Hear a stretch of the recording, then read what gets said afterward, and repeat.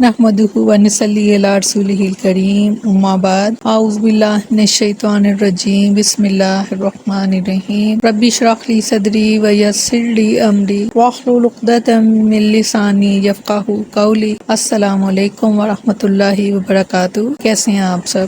انشاءاللہ خیر و عافیت سے ہوں گے۔ اللہ تعالیٰ آپ سب کو اپنے حفظ و امان میں رکھے، آمین ثم آمین۔ نواں پارہ سورۃ اعراف، آیت نمبر 148 to 151، لفظی ترجمہ۔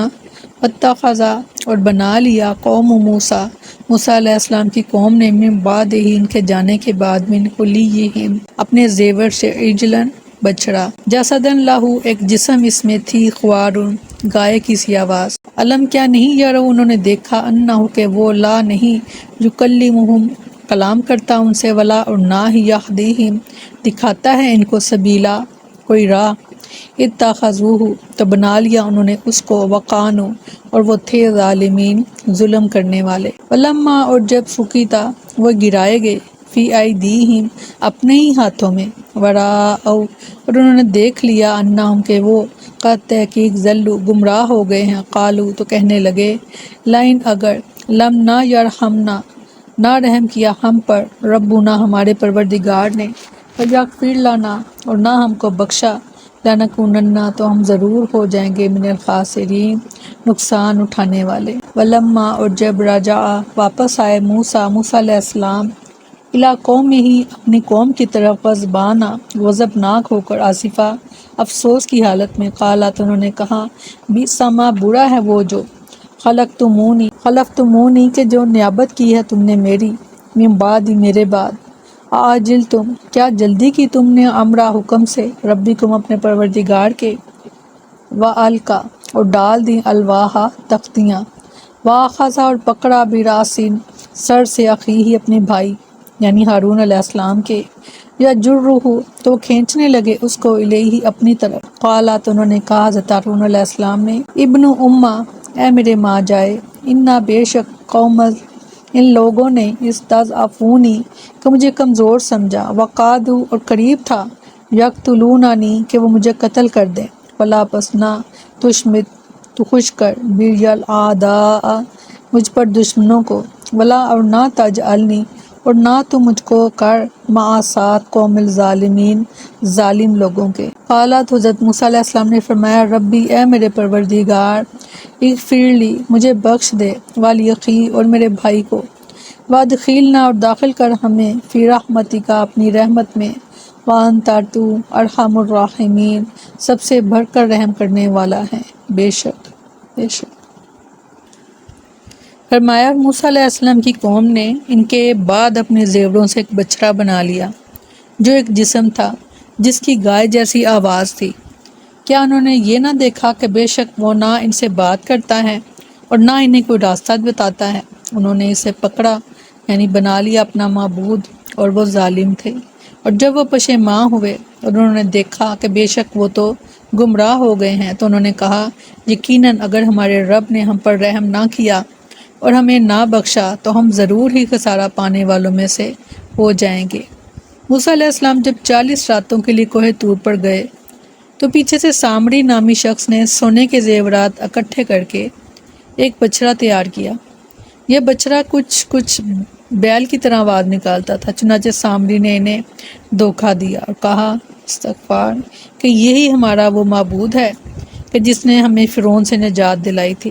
سب نے اس کی بات مان لی اور ہارون علیہ السلام کے لاکھ سمجھانے کے باوجود اس بچڑے کی عبادت کرنے لگے۔ بنی اسرائیل کی آنکھوں پر جہالت اور گمراہی کی پٹی بن گئی تھی، اسی لیے تو انہیں یہ سوچنے کی توفیق ہی نہیں ہوتی کہ یہ بچڑا نہ ان سے باتیں کرتا ہے اور نہ کسی خیر کی طرف ان کی رہنمائی کرتا ہے، پھر خالق کے ارض و سما کے بجائے وہ ان کا معبود کیسے ہو جائے گا؟ جب موسیٰ علیہ السلام اپنی قوم میں واپس آئے، ان کو اس حالت میں پایا اور ان کی گمراہی کے بارے میں آگاہ فرمایا، تو انہیں اپنی گمراہی کا احساس ہوا اور اپنی غلطی پر نادم ہوئے، تو انہوں نے اللہ تعالیٰ سے رحم اور مغفرت کی دعا کی۔ ارشاد فرمایا سورۃ طٰہٰ میں، بس اس نے ان کے لیے ایک بچڑا نکالا جو محض جسم تھا، اس کے لیے گائے کی آواز تھی۔ انہوں نے کہا کہ یہی تمہارا معبود اور موسیٰ علیہ السلام کا نعوذ باللہ معبود ہے۔ سو وہ تو بھول گیا ہے۔ استغفار۔ سو تہا ہی میں فرمایا پھر بے شک ہم نے تو تیری قوم کو تیرے بعد آزمائش میں ڈال دیا اور انہیں سامری نے گمراہ کر دی۔ فرمایا جب موسیٰ علیہ السلام غصے سے بھرے ہوئے افسوس کرتے ہوئے اور اپنی قوم کی طرف واپس آئے تو انہوں نے کہا کہ بری ہے جو تم نے میرے بعد میری جانشینی کی، کیا تم نے اپنے رب کے حکم سے جلدی کی؟ اور انہوں نے تختیاں پھینک دی اور اپنے بھائی کو سر کو پکڑ لیا، اسے اپنی طرف کھینچتے تھے۔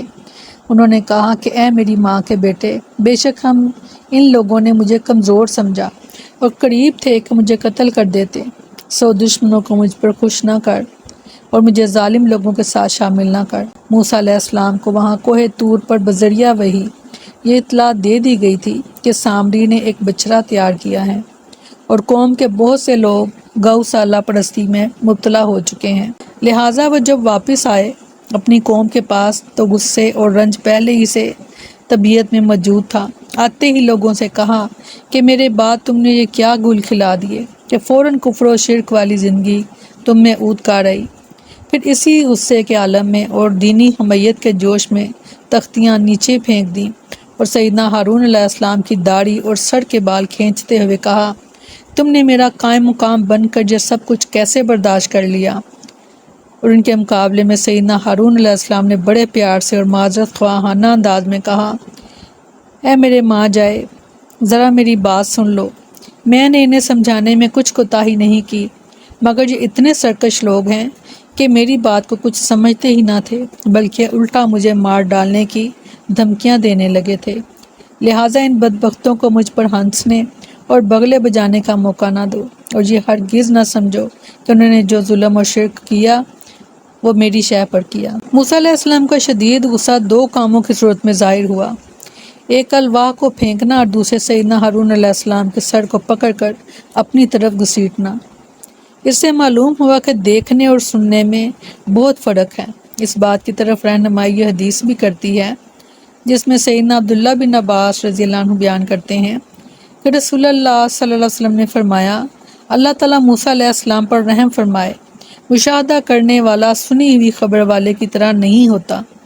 اللہ تعالیٰ نے جب موسیٰ علیہ السلام کو یہ خبر دی کہ ان کی قوم کے لوگوں نے ان کے بعد بچڑے کے معاملے میں کیا کیا ہے تو انہیں غصہ تو آیا، لیکن انہوں نے تختیوں کو تو نہیں پھینکا، لیکن جب انہوں نے اس چیز کا معائنہ اور مشاہدہ کیا جو ان کی قوم نے کیا تو انہوں نے تختیاں پھینک دیں اور وہ ٹوٹ۔ فَلَا تُشْمِتْ فِي الْأَعْدَاءِ، یعنی مجھے ان جیسا نہ سمجھے اور ان کے ساتھ نہ ملائیے۔ ہارون علیہ السلام نے یہاں موسیٰ علیہ السلام کو اے میری ماں کے بیٹے کہہ کر اس لیے مخاطب کیا کہ موسیٰ علیہ السلام زیادہ رحمت اور شفقت کا مظاہرہ فرمائیں، ورنہ ہارون علیہ السلام موسیٰ علیہ السلام کے حقیقی بھائی ہیں، دونوں ایک ہی ماں باپ کے بیٹے ہیں۔ اور شماتہ کا معنی کسی نقصان پر دشمن کا خوش ہونا ہے۔ رسول اللہ صلی اللہ علیہ وسلم بھی اللہ کی پناہ مانگتے تھے، جیسا کہ سیدنا ابو ہریرہ رضی اللہ عنہ بیان کرتے ہیں کہ رسول اللہ صلی اللہ علیہ وسلم اس طرح دعا کیا کرتے تھے۔